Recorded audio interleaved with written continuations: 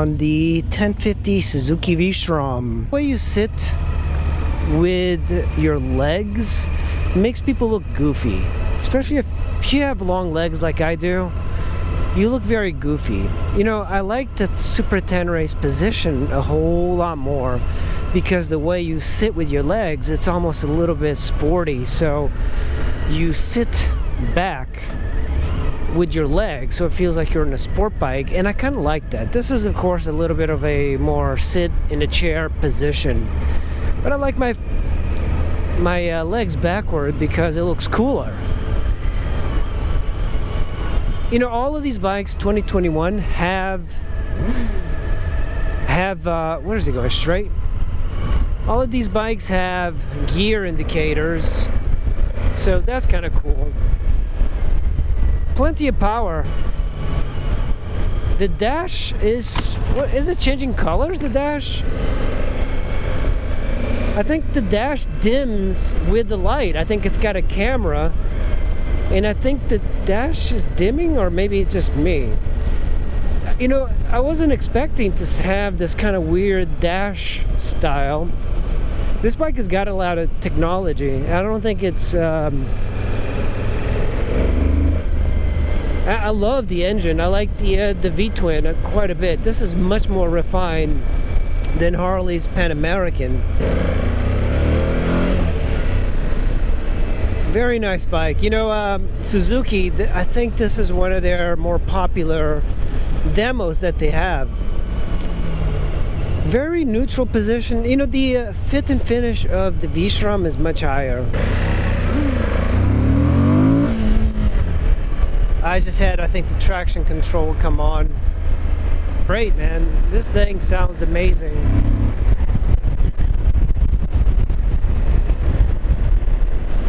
I think I got a Suzuki Hayabusa behind me. He's kind of like doing the slingshot thing.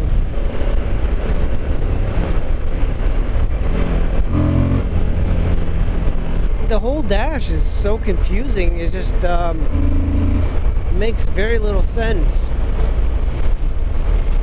It's calculating as I go along. I think I like that more than the average and the just a number that it's consuming, because it keeps you riding a little bit more conservatively.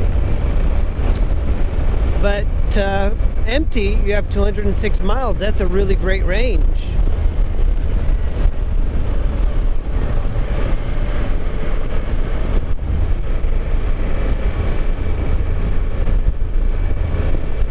I do like the gear indicator on a lot of these bikes.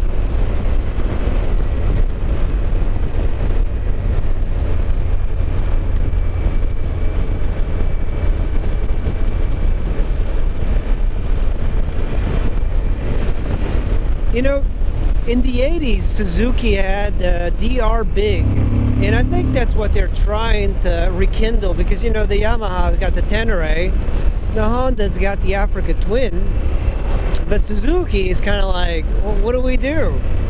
And they're trying to get in on the name, but the name DR Big kind of sucked. It wasn't a bike that people wanted or liked.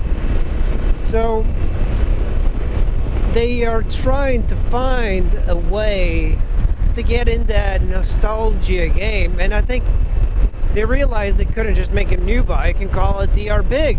So what they did, they made the vstrom 10 or 1000 look like it. The vstrom name is quite popular, but the 1000 has never been popular.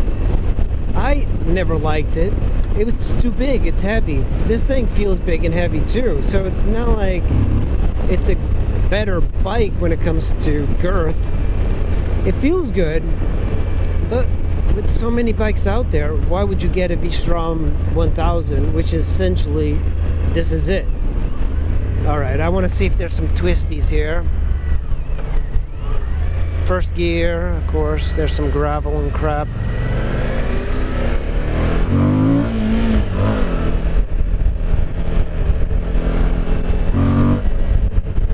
Doesn't have that oomph the Scrambler had.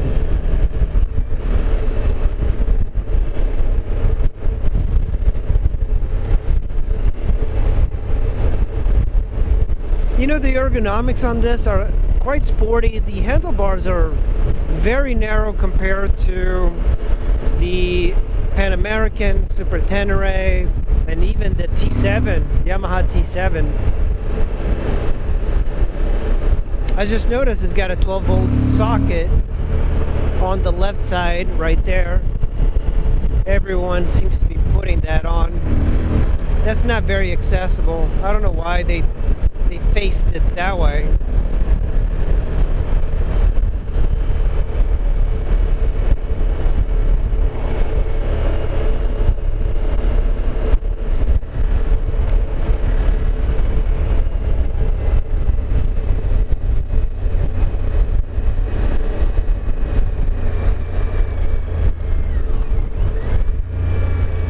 Oh, I see what he's doing. There's a better road if you went straight. If you went straight, there'll be some corners there. But I think he's just returning back. That's a shame. I do like the yellow. It's a color that not a lot of people like these days, but it does do the trick for me. I like the visibility of the color. I do not like, it should be a little bit more powerful. It doesn't seem like a very extreme bike. You know, I kind of thought it would be a little bit more powerful, but it's a little bit of a letdown, I think. Kind of stuck here. The cops won't bother me.